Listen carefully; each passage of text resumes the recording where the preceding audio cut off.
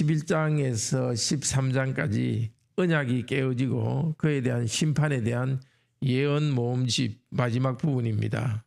오늘 13장에는 띠의 비유와 포도주의 비유가 있고 그리고 세 개의 실을 통하여서 이스라엘의 멸망을 예언합니다. 먼저 1절에서 11절은 여호와의 귀한 띠 이스라엘이 썩을 것을 말합니다. 예레미야에게 행위 계시를 하라고 지시하십니다. 뱃띠를 사서 허리에 띠고 있다가 유브라데로 가서 거기에 감추라고 합니다. 유브라데는 바벨론이 있는 곳의 큰 강 이름입니다. 그런데 같은 이름이 예레미야의 고향 아나돗 북쪽 5km 지점에도 같은 바벨론이라는 강이 있습니다. 그러니까 바벨론이 그 유프라데스 강이 있습니다. 큰 유프라데스 강이 있는 그 바벨론이 이제 작은 유프라데스 강이 있는 유다를 지배할 것을 상징적으로 나타내는 것이기도 합니다.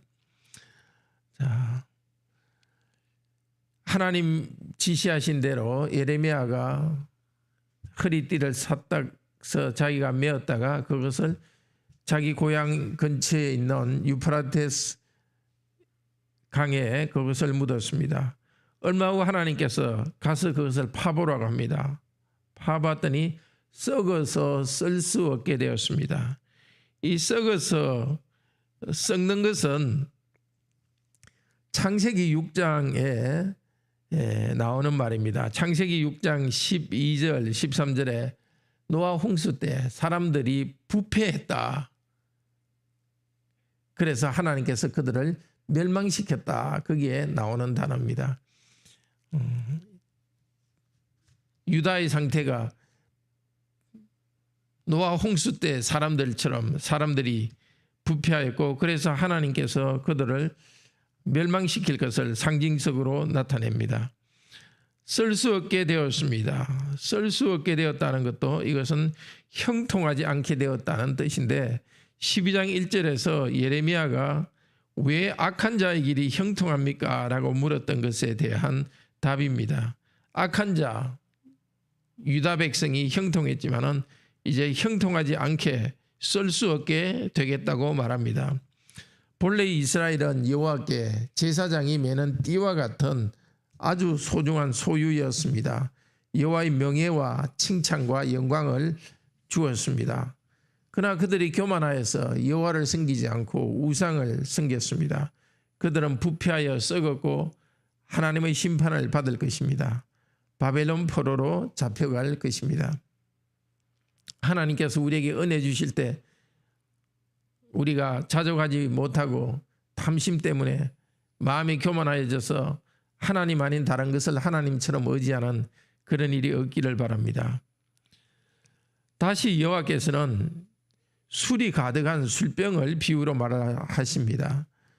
예루살렘과 유다의 왕, 선지자, 제사장, 백성들이 잔뜩 취해서 서로 충돌하며 해를 주며 멸망할 것을 경고합니다. 하나님을 향한 경건이 약해지면 사람들끼리 서로 충돌하며 서로에 대한 사랑이 식어지고 고통을 줍니다. 실제 이 예언이 이루어졌습니다. 예루살렘과 유다의 왕들과 고관들이 취하여서 멸망당하면서 놀램과 비웃음과 저주를 주위 사람으로부터 당했다는 것이 예레미야 25장 18절에 나옵니다. 우리도 사람으로 살려면 서로 사랑하고 서로를 존중해야 되지 않겠습니까? 그렇게 할 수 있는 힘은 오직 하나님께로부터 나옵니다. 하나님을 섬기며 하나님으로부터 영적인 힘을 받아서 서로 사랑할 수 있기를 바랍니다. 15절부터는 시를 3개 지어서 그 시로서 또 경고합니다. 먼저 15절에서 17절에 심판이 오기 전에 회개하라 이렇게 합니다. 예루살렘과 유다 백성들에게 하나님께서 심판하시기 전에 어서 회개하라고 호소합니다. 교만하지 말고 여호와께 영광을 돌리고 여호와를 높이라고 초대합니다. 그렇지 않으면 사망의 어둠 가운데 놓이게 되고 약물이 모두가 사로잡히게 될 것입니다. 유다에게 심판이 임하게 되면 선지자의 영혼은 울고 눈물을 흘리며 통곡할 것입니다. 예레미야는 눈물로 간절히 호소합니다. 이 백성들이 재앙을 당하지 말고 어서 빨리 하나님께로 돌이켜서 회개하도록 호소합니다. 우리도 우리가 짓는 죄들을 작은 것이라도 당장 회개하고 하나님께로 돌아갑시다. 18, 19절 이 두 번째 시입니다. 유다가 잡혀가리라고 말합니다.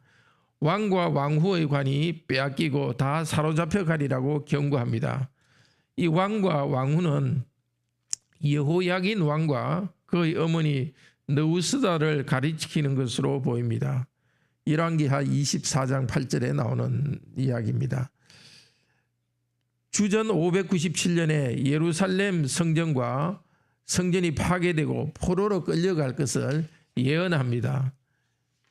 회개하지 않는 이 백성이 하나님의 심판을 받아서 끌려갈 것을 예언합니다. 그리고 세 번째 시는 20절에서 27절입니다. 영적으로 간음한 이스라엘을 하나님께서 부끄럽게 할 것을 말합니다.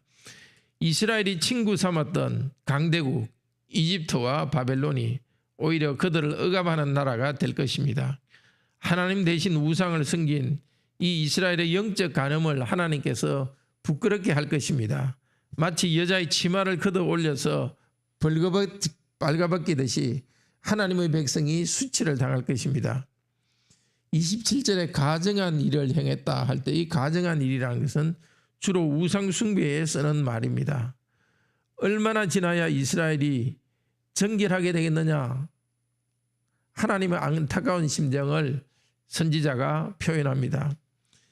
형제 자매 여러분, 이스라엘은 하나님의 큰 사랑을 받고도 탐욕 때문에 하나님을 떠났습니다. 회개하지 않는 그들은 결국 바벨론의 포로로 끌려가면서 하나님의 심판을 당했습니다. 탐욕과 교만, 그것 때문에 하나님, 우리도 탐심 때문에 자족하지 못하고 더 하면서 교만으로 흘러가지 않는지 자신을 돌아봅시다. 탐욕 때문에 하나님에 대한 경건으로부터 떠나고 있지 않는지 오늘 기도하면서 자신을 돌아봅시다. 영원한 천국과 이 땅에서 삶에서 보호할 것을 하나님께서 약속해 주셨습니다. 하나님 아닌 다른 것을 하나님처럼 의지하지 말고 이 하나님을 경배하고 즐거워하고 감사하는 오늘 하루가 되시기를 바랍니다. 기도합시다. 자비로우신 하나님, 저희들에게 자신을 바라볼 수 있는 영적 시력을 회복시켜 주시옵소서. 이스라엘 백성이 하나님께서 주신 것에 만족하지 않고 더 나은 종교 체험을 찾아서 바알 우상을 숭배하고 하나님만 섬기지 않고 자기를 높이는 그런 악한 자리에 있었습니다. 하나님께서 선지자를 통해서 계속 경고했는데도 그들이 회개하지 않고 하나님께서 회개하지 않으면은 바벨론의 심판 당할 것이라고 경고했는데도 결국은 순종하지 않고 계속해서 바알 우상을 섬기다가 외국 군대의 침략을 받아서 나라가 망하고 사람들은 끌려갔습니다. 거룩하신 하나님, 저희들에게 성령님을 충만하게 허락하여 주시옵소서. 저희들이 교만과 탐심을 갖는 것을 바로 볼 수 있도록 하시고 회개할 수 있도록 은혜를 주소서. 하나님이 정하신 대로 예배하고 말씀을 읽고 기도하는 것을 통하여서 하나님께서 은혜 주시는 것에 대해서 만족할 수 있도록 도우소서. 우리의 삶의 상황에 대해서도 더 나은 삶이 되도록 개선하기 위해서 노력하지만은 그러나 현재 상황에 자족하면서 하나님께 감사하면서 이웃을 사랑하고 우리가 해야 될 도리를 다하도록 은혜를 주소서. 우리 중에 병든 자들, 치료 중에 있습니다. 주님께서 치료하여 주시옵소서. 경제적인 어려움에 있는 성도들, 또 관계의 어려움에 있는 성도들, 주님께서 그 문제들을 해결하여 주시옵소서. 오늘도 우리 관악교회 성도들 있는 곳에서 빛과 소금으로 하나님의 영광을 드러내는 하나님의 종들이 되게 하시고, 우리 성도들을 통하여서 믿지 않는 자들이 하나님을 알게 되고 하나님께로 돌아오는 일이 있게 하여 주시옵소서. 주 예수 그리스도 이름으로 기도드립니다. 아멘. 은혜로운 기도 시간 되기를 축복합니다.